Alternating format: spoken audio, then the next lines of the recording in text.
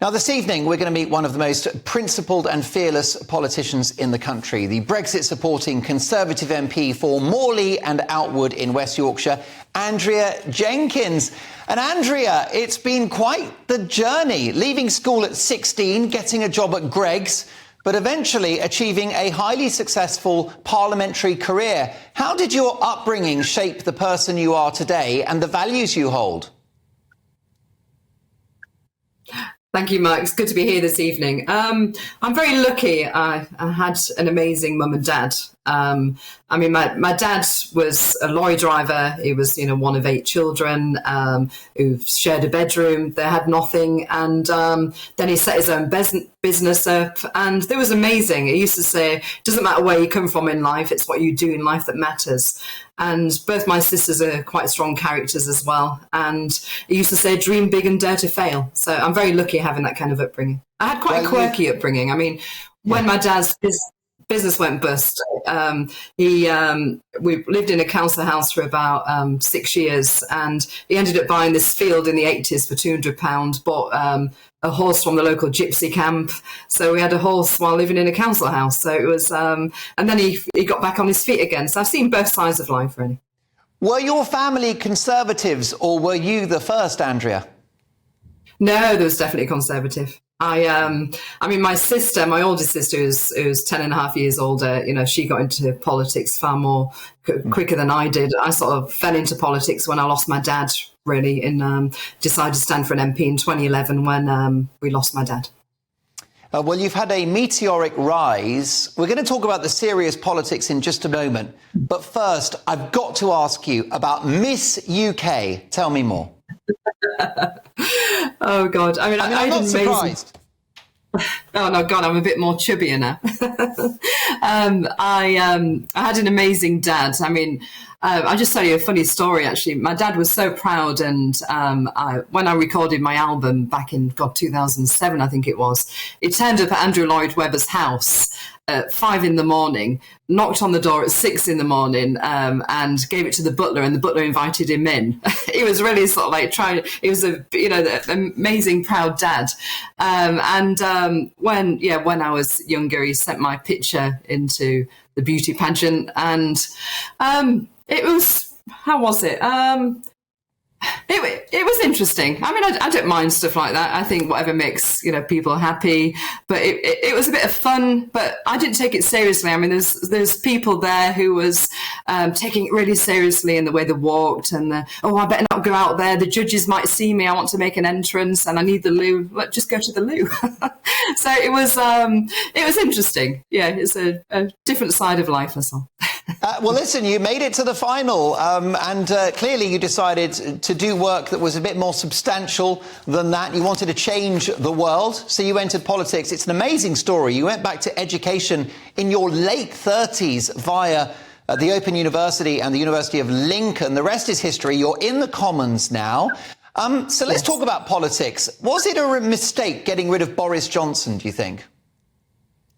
I think so, definitely. And I think that, he was democratically elected, and when it should have been the electorate kicking him out. I don't want to appear to be a hypocrite here because of, the Theresa May years, but the fact was, the country was an international embarrassment then. We couldn't get any legislation through, and I think that was different times. We had a majority, won as a massive majority, and I really genuinely think there's an orchestrated campaign for anybody who's centre-right. We've seen it in TV, haven't we, as well?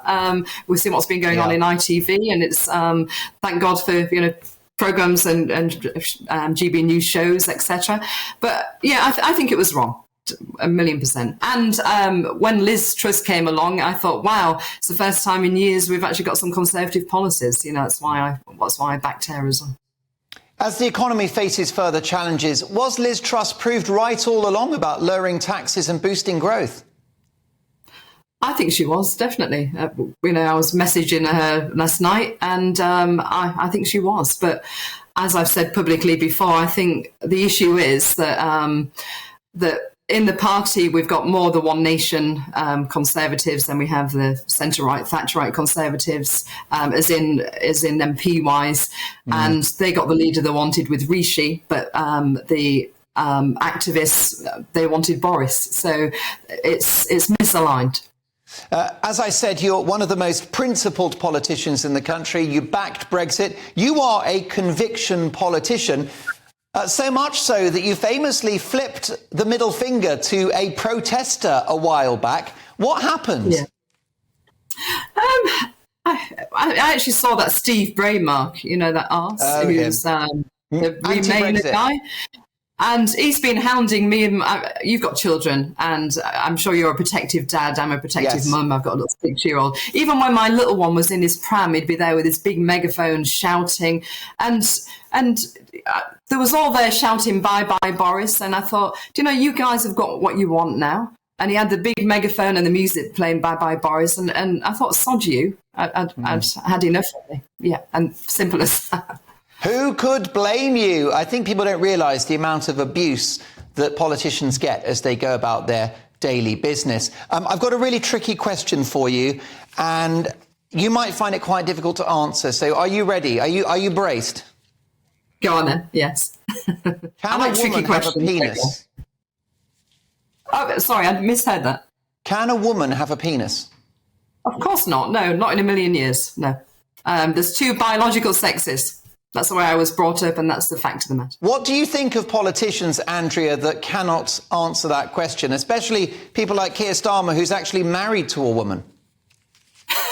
And clearly had children with a woman as well. Yeah.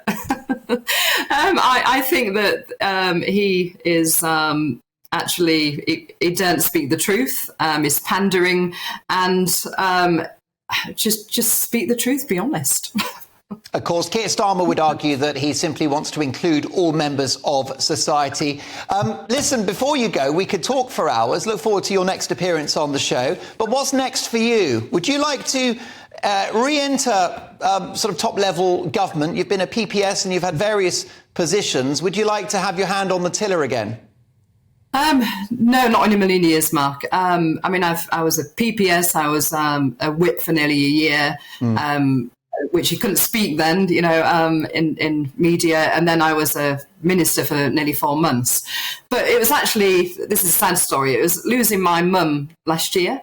And my sister went in a coma at the same time. And she got paralysed. And then I thought to myself, you decided you will be a politician that can't be edited. Andrea Jenkyns, thank you so much. Next up, my take at 10.